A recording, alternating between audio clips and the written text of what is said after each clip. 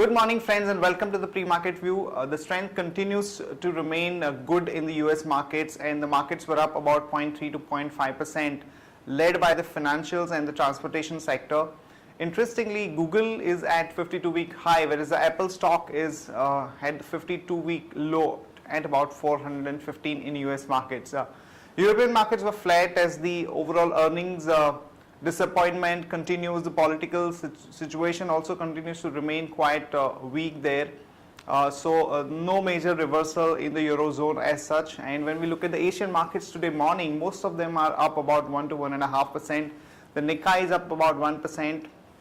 And even the Chinese markets, which were down almost about 4 to 4.5% and led to some kind of a weakness across the globe, have managed to recover by about 1 to 1.5%. Talking about the flows, friends, the FIs were net sellers in the cash market to the tune of 25 crore.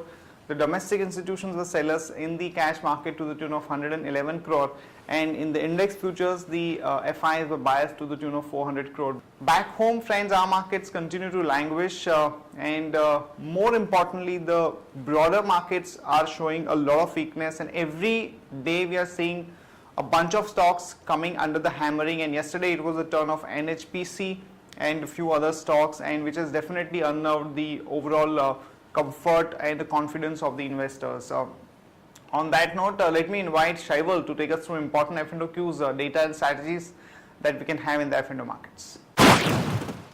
Good morning, friends. Let's have a view on derivatives. Friends, we have seen that on Thursday the markets have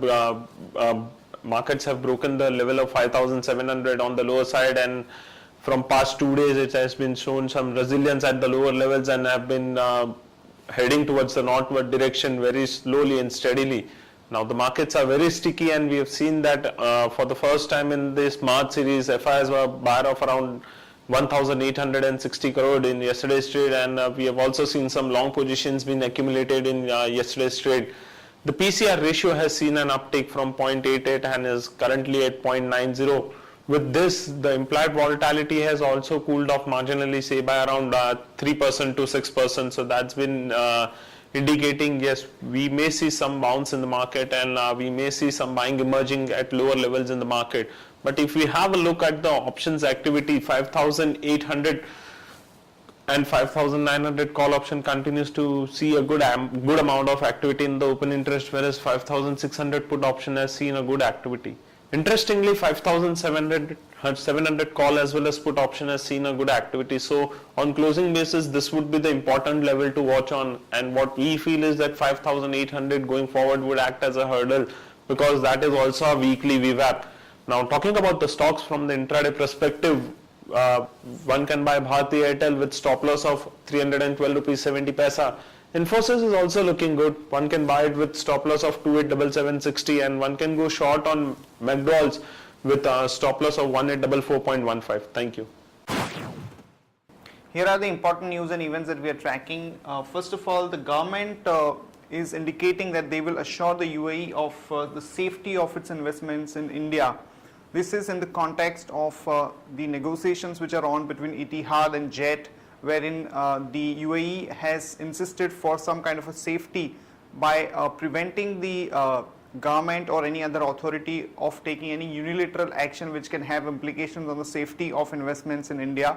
So for the current deal which is going on Jet, it will be positive. Also, it sends out a positive signal to the investors world over, which is something that the FM is trying hard to pursue. So this is definitely a bit positive from sentiment perspective.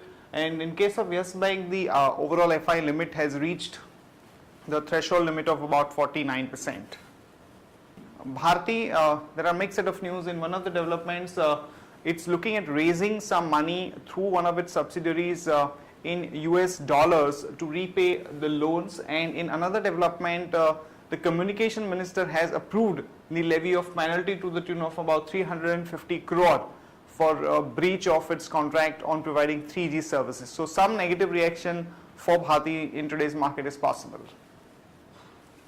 Reliance Industry, some positive news. The Defense Ministry has cleared its gas blocks, so one can go long on Reliance with a stop loss of 797 and a target of about 837 to about 853.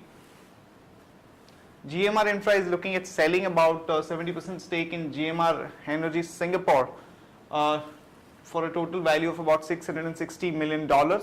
One can go long on GMR with a stop loss of 18.25 and a target of about 19.75. Netco Pharma, positive news as the IP appellant board has upheld the company's license issued to Netco Pharma for the manufacture and sale of Bayer's cancer drug called Nexavar, and one can go long on Netco with a stop loss of 417 and a target of about 439 to about 447.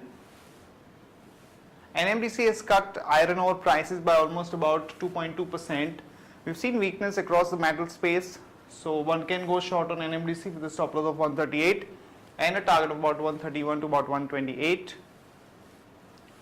Hero MotoCorp, the strike of the workers continues, and they've hinted that they will take some harsh decisions to get whatever they want in terms of the wage increase, which is definitely a bit negative for Hero MotoCorp. One can short that with a stop loss of 1671 and a target of about 1588 to about 1554.